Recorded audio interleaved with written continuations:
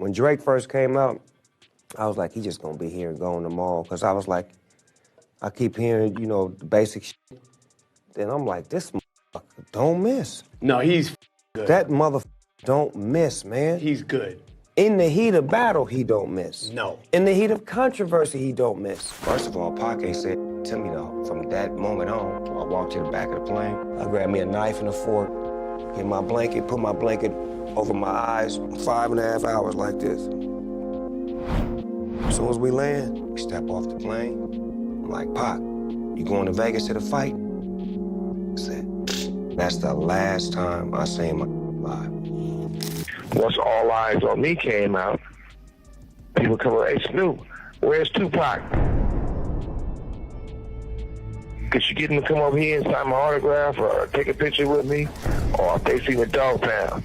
And they'd be like, how do you feel? That's the best thing in the world. You get to hang around Tupac. Everything was Pac, Pac, Pac, Pac, Pac. So Snoop Dogg seems to have ruffled a lot of feathers on the West Coast, and folks are saying he's turned his back on Kendrick Lamar and betrayed the memory of Tupac. So remember when Drake had the audacity to use Tupac and Snoop's AI-generated voices to take a shot at Kendrick? The whole West Coast was up in arms, and rightfully so. Drake dissing Kendrick is one thing, but using AI to make it sound like West Coast legends are dissing him, that was a new low for Drizzy. Even Tupac's estate clapped back at Drake and stood with Kendrick. Now, you'd think that someone like Snoop, who used to be tight with Tupac, would have stepped in and told Drake to leave Tupac out of this, right? Well, Snoop was completely silent at first, and not only that, but he also promoted Drake's diss track with Tupac's AI voice on his Instagram. It was only after the entire culture rallied around Kendrick, declaring him the winner of the beef, that Snoop finally acknowledged Kendrick as the king of the West Coast. But guess what? Snoop still hasn't said a word about Drake disrespecting Tupac's legacy. So what's up with that? Well, here's the tea. According to folks who were around back in the day, Snoop was totally jealous of Tupac. Apparently, it all started in early '96 when Pac completely overshadowed Snoop with All Eyes on Me. The girls were all about Pac, Suge Knight was clearly favoring him, and Pac was just this unstoppable force. That's when Snoop started to pull away, and just a few days before his tragic death, Tupac decided to cut all ties with Snoop after he saw him hanging out with Biggie Smalls. So is Snoop's jealousy the reason he's been so quiet about Drake repeatedly disrespecting Tupac? How are the other West Coast rappers reacting to Snoop seemingly siding with the colonizer? Let's break it down. And then he just knows how to be a public relation type of mother.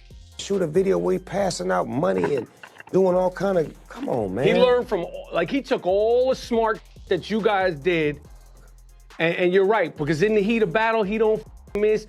Back against the wall, push the T, he don't miss. I mean, that made Kiki, Do You Love Me when Pusha T took off on him. Took his head off, he came back. Like, you can have my head, but I'm gonna have everybody in your family and everybody in the world singing this Kiki, Do You Love Me? Like, that's the answer. The answer is not, I can't match you lyrical wop-de-wop-whoop, but you can't match me with this song that's gonna play forever when they forget about that disc. So everyone knows the West Coast is a big deal in hip-hop. We're talking legends like Tupac, Dr. Dre, Snoop Dogg, and NWA. These icons didn't just make music. They started a whole movement, putting the West Coast on the map and giving a voice to stories and voices that weren't being heard. So when Drake comes in and starts disrespecting this legacy, using Tupac's AI voice to diss Kendrick, or bragging that he gets more love in Kendrick's own city than Kendrick does, you already know the West Coast couldn't let this slide. Tupac's estate and family also didn't waste any time dragging Drake for this. Tupac's brother straight up called it a cowardly move, and Howard E. King, the lawyer for the Tupac Shakur estate, said it was a flagrant violation of Tupac's publicity and the estate's legal rights. King said in a statement, the estate would never have given its approval for this use. The unauthorized, equally dismaying use of Tupac's voice against Kendrick Lamar, a good friend to the estate who has given nothing but respect to Tupac and his legacy publicly and privately, compounds the insult. Looks like Drake seriously messed up by confusing Hollywood-gated communities with the real heart of Los Angeles. And it's more than just a mistake. It shows that he doesn't even get the culture he's trying to fit into. Drake confused Delilah for Watts. Which he shouts out. He confused Poppy for Compton. He confused West Hollywood for Inglewood. Mm-hmm. The people that I seen, the people that I observed bopping to Not Like Us, they was two-stepping to that bitch. Yeah, they were. They were crip walking to that. They were. That was some LA. The record is produced by DJ Mustard, a former Drake collaborator. When it was time for people to coalesce in Los Angeles, not in Hollywood, not in Calabasas, not in West Hollywood, not in Santa Monica, not in the places you might go, not in Beverly Hills, not in the places that people from outside of Los Angeles think are Los Angeles, right? Right. When it was time for people to coalesce around the record, the people I seen dancing to it was Shamika and them, Big Ron, Lil CC. You know what I'm saying? People like that. People like the people from the low bottoms. You know, people that are going with Dot that are from LA. People get their LAs confused all the time. But the West Coast wasn't letting this slide. At his pop-out show in Inglewood back in June, Kendrick fired shots at Drake for disrespecting West Coast legends, referencing Drake's purchase of Tupac's ring and using Tupac and Snoop's AI-generated voices. Oh, so y'all ain't gonna let nobody disrespect the West Coast, huh? Oh, y'all ain't gonna let nobody mock and imitate our legends, huh? And the whole West Coast naturally sided with Kendrick. Snoop, of all people, was strangely silent on the whole controversy of Drake using his and Pac's AI voices on Tailor-Made Freestyle. Not only that, but Snoop even shared posts on his stories promoting Tailor-Made Freestyle. Meanwhile, fans also uncovered that Snoop has a close friendship with none other than Drake's dad, Dennis Graham. There's this post from Dennis's IG where he captioned a photo of him and Snoop, saying, "Happy birthday, my forever brother. May you have the best birthday ever. Enjoy your day and smoke 17 for me. One love." But Snoop's friendship with Drake's dad isn't the real reason why he kept quiet about Drake disrespecting Tupac's legacy. According to multiple friends of Tupac, Snoop was actually insanely jealous of Pac and secretly resented him for stealing the spotlight. When Napoleon, a former rapper from Tupac's group Outlawz, recently appeared on The Art of the Dialogue, they asked him how he felt about Snoop saying he never liked Tupac's iconic diss track Hit 'Em Up, and Napoleon called it BS, saying there's actual footage of Snoop from back in the day rapping the lyrics of Hit 'Em Up. You know what I mean? I might not agree with the lyrics of Hit 'Em Up, but when we was young, at that time, it was something that we was pushing. And for Snoop to say he never liked Hit 'Em Up and he didn't, you know what I mean? He never expressed that. You know, you got videos of him on stage with Pac rapping Hit 'Em Up and he's rapping the lyrics right along with him.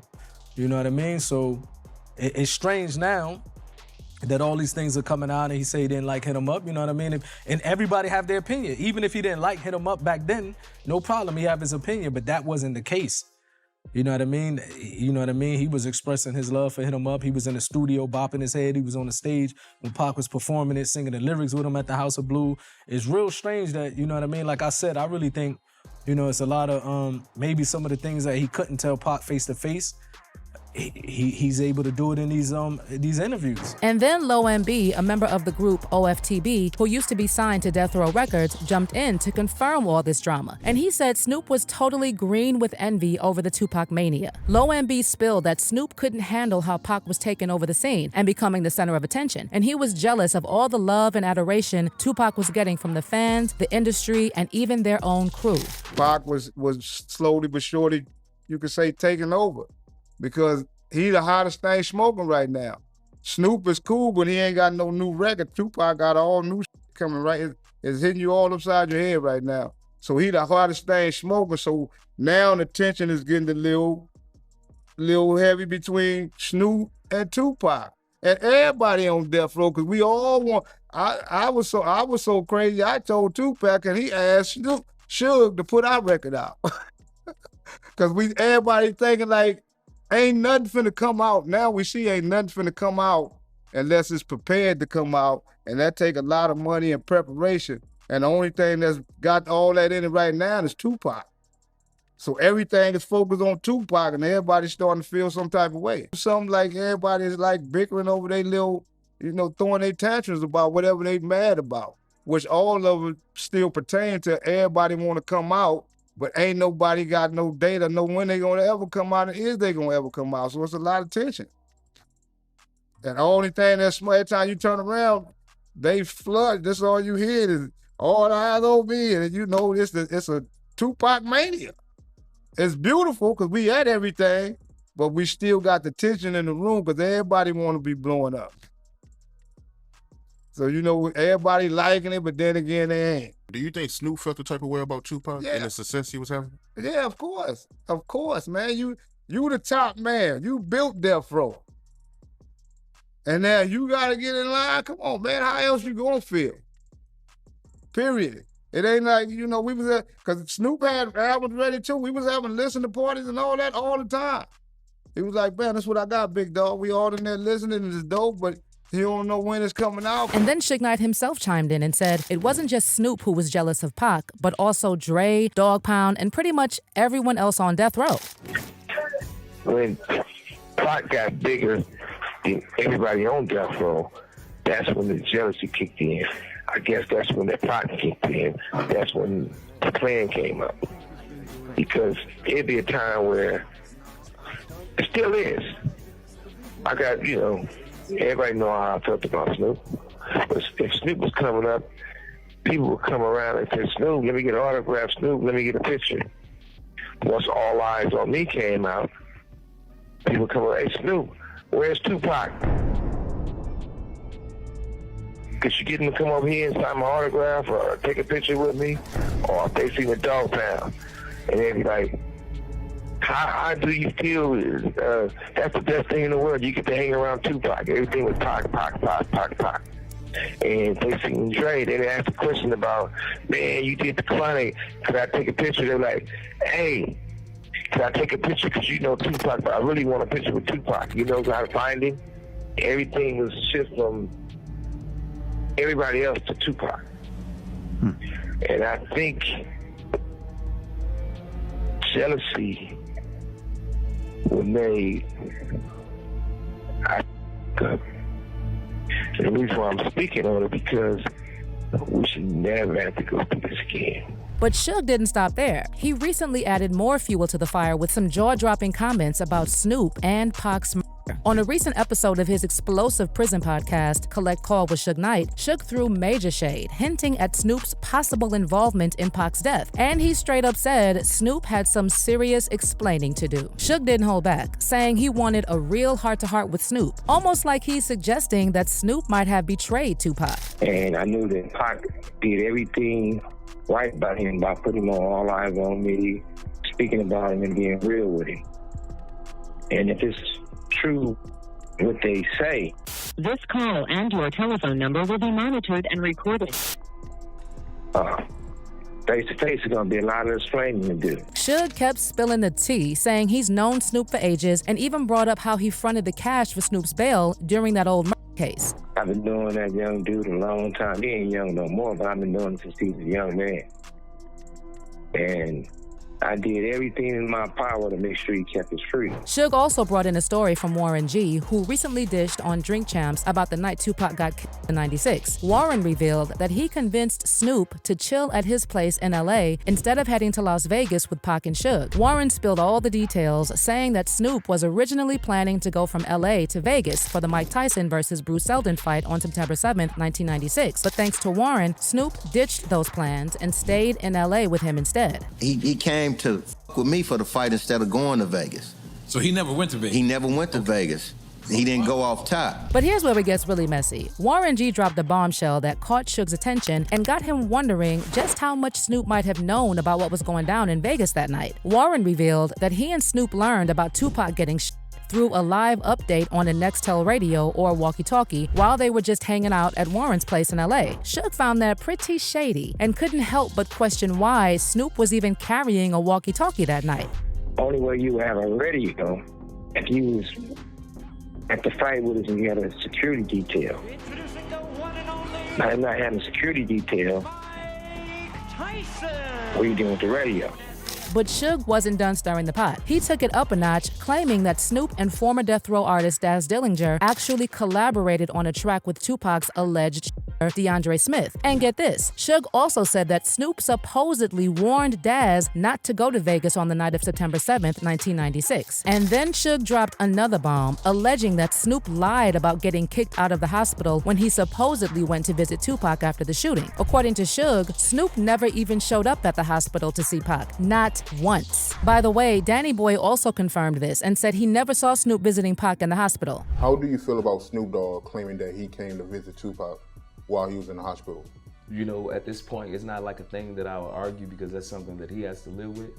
I just know for the time that I was there, he must have snuck in. Now, some fans are saying we should cut Snoop a break about that Tupac situation back in the day because he had just beaten a murder charge and wasn't looking to get tangled up in more legal drama. They think he probably wanted to stay out of any trouble after such a life-altering experience. Plus, let's be real, Tupac was constantly fueling the fire and stirring up the East Coast-West Coast beef. Every time Tupac and Snoop were on camera together, you could practically see Snoop's face saying, "Oh no, here we go again." So maybe Snoop genuinely cared about Tupac, but Pac was heading in a direction Snoop couldn't follow. Now, as for Drake, some fans are calling Snoop out for not speaking up about Drake disrespecting the West Coast and Tupac's legacy. But then again, some people argue that Snoop's too old for all this drama and probably just doesn't care enough to get involved in today's rap beefs. One fan said, "Snoop is the definition of not picking sides. We all were friends and now you hate one, don't mean I hate him. I'm here for the money and I'm not fumbling my bag." And someone else added, "Snoop chose J. Cole's strategy. That's why he alive and thriving to this day." But let's hear your take on this. Do you think Snoop actually sided with Drake, or did he just not care to pick sides either way? And how do you feel about all these stories about Snoop allegedly being jealous of Pac? Drop your comments below and don't miss out on this next video.